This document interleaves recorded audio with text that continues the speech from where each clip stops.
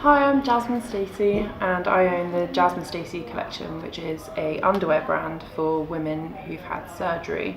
So it leaves them with scars or bags, so ostomies or stretch marks, or any women who just want a bit of body confidence. It's just not limited to people who've had surgery. Amazing to meet you, Jasmine. Thank you for spending the time to chat to us today. Okay. We're going to get to know you a little bit better, so I'd like to go into some quick fire questions, if that's cool with you. Yeah, that's cool. Perfect. So, personal preference, padded or lace? Padded, only because I just prefer them being a little bit more vumped more than anything, and also because it just gives me a little bit of protection too. Please describe yourself in 3 words.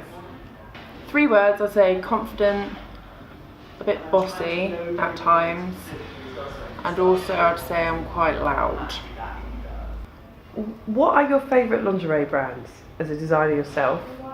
Be interesting to find out which you prefer. Okay, so for me, I kind of like the obscure ones, I don't know why. So Alyssa Poppy is one of my favourite ones, a latex designer. I really like her stuff. I also really like Bordel. I like their initial designs. Still like their stuff, current stuff, but however I do like their initial things, and also, but the only problem is they're something that I can't really wear. So I kind of tend to then look at different brands. Then I like La Perla. I also really like ID Serie. Their stuff is absolutely gorgeous. I'm curious to know which of your seasons is your favourite from the Jasmine Stacey Collection. My favourite is still my first season. I think it's because it's the first one I ever did. It was the one that I kind of just went, I'm just going to try it and see how it goes, and I still love it. I mean, the pattern silk that I used was just amazing. It was like Gorgeous. A one-off piece as well, so it's a limited edition one, and I just loved it. So I'd say that's still my favourite, although I appreciate all my other ones and still love them equally as much. It's just that those ones were kind of my kind of start point, so they kind of symbolise something, I think. What inspired you to create that collection, that first one? That first one was actually snakes and butterflies. I know Amazing. It's a bit of a different thing, but I actually called them Foxy and Vixen. I'm not entirely sure why. I think it was more because I felt that they were fitting to kind of how it made you feel. Oh, there's a lot of inspiration of the animal kingdom there. That's awesome. There is. I'm always animals. I don't know why always, because even my most recent collection, Autumn Winter 16, that's all spiders. And where do you see yourself in 5 years? I would love for my brand to kind of develop enough to be in department stores and for it to just be widely accessible to a lot of people. I'd love it to break the stigma completely about ostomies in general, and I think that a lot of different illnesses need to be covered and sort of looked into a little bit more because they're kind of overlooked by underwear companies. What inspired you to start the brand in the first place? So I had surgery when I was 20 and I had my large intestine removed and my rectum, and that was due to Crohn's disease, which I've had since I was 10. When I got a little bit better and I got stronger, I went to the high street shops and tried to find something that was suitable then as well. So I went to the full brief section in M&S, and I just remember standing there crying. Wow. I didn't know what to do. I was just like, I cannot wear any of these.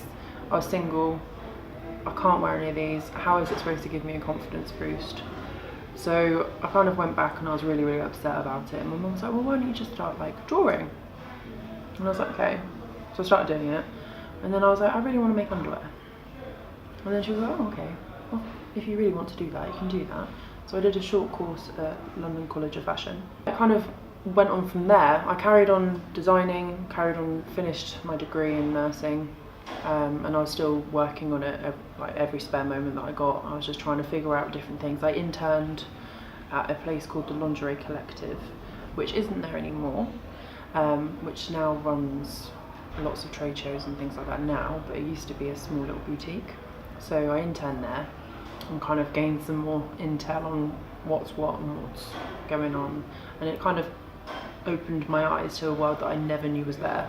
So you've had some pretty invasive surgery at quite a young age. How did that affect your life from that point onwards? So it took a long time for me to adjust to it. Physically, I healed within about a year and it was great. my healing and everything like that, I didn't have any problems. It wasn't like any people that I know, because I know quite a lot of people who've had a lot of complications. I was really lucky with that. So physically I was fine, but mentally it took me a lot to get over it.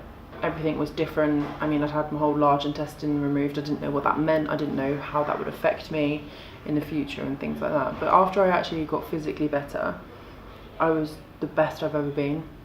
Amazing. So I had energy levels. I could go a whole day without a nap. I wasn't running to the toilet 25 times a day. I wasn't in pain. I wasn't like crunched over. I didn't have the fatigue. I had nothing. It was Wow. like I'd never ever been well before. And I don't remember the feeling of being well previous to that. So it changed my life drastically for the better, but still the body image side of it was very, very difficult to overcome, definitely. How did the stoma affect relationships for you?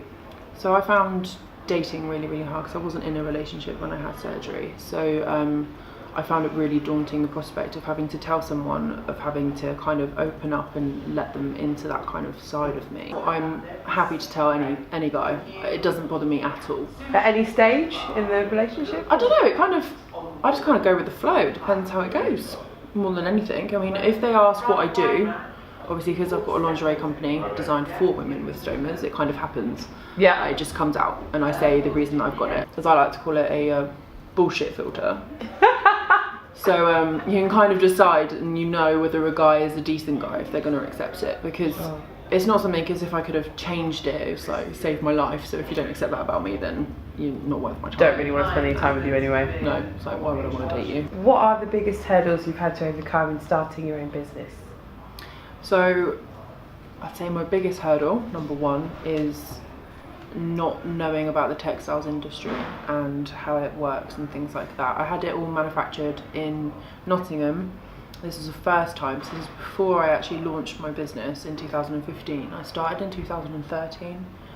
I had a batch made in Nottingham, but all of it was awful. It broke, didn't fit, like the sizing was wrong, the elastic was wrong, certain bits, like, it just fell apart. And then after that, I then sort of, decided to leave it. I then focused on my nursing, and then after that I was like, no, I want to try it again. I need to do it again. So yeah, I think that's kind of the biggest hurdle, was understanding that. The second one is social media. I don't know what I'm doing. I don't know about hashtags. I don't know what they do. I don't know how the algorithms work and all the different things. I get told about when I should post at certain times I should post. You read books about what's good to post and what's interesting content. I don't know. I just kind of go with it. I'd say that's the biggest thing. I can do the website, I can do the design side of it, but it's the whole SEO stuff, what's that? And where do you draw your inspiration from? I draw most of my inspiration from animals, more than anything. I think it's animals and nature. Because I've grown up in the countryside, always had animals around me. It's one of those things that I've just always been interested in. I did art as an A-level, always did animals, never really shy away from that. Always did something slightly morbid though, which is kind of weird. So that's why I think like a lot of my designs are quite sort of edgy with sort of where they come from. So the spiders and things like that, they are quite dark. But that's kind of where I draw my inspiration from. How do you think the Jasmine Stacey Collection makes other women feel?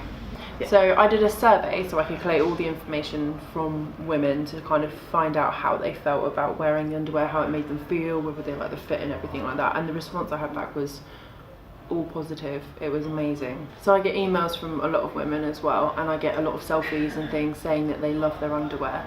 I've had 4 women wear it on their wedding day, which has been amazing. They send me selfies of their wedding days and stuff like that. Wow, that's incredible. Yeah, it's been really, really good. And even if it just helps a little bit, I think that's amazing. It's just if I can put myself, because it helps me, like, let alone helping other people. I mean, I wear it and it does boost my confidence as well. So if I'm doing that for other people, then it's the best thing ever. It's kind of like nursing, but in an underwear kind of way. Look, what does the future hold for Jasmine Stacey Collection? So hopefully it's a very successful future. That's what I hope anyway, more than anything. I hope to grow it online. I hope to go into men's as well. I've got a lot of things in the pipeline at the moment as well for sort of swimwear and all different things like that.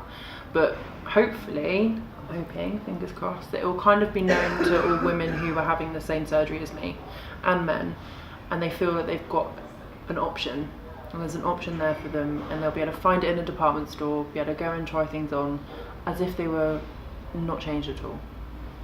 Well, Jasmine, thank you so much for having a chat to us today. I've learned an awful lot about your history, your journey, and what makes Jasmine Stacey Collection as amazing as it is. From the Bra Bible, wish you every single success. Go out there and smash it, keep smashing it, and keep doing what you're doing. It's amazing, and I'm so happy that we got to meet today. Thank you. Thank you.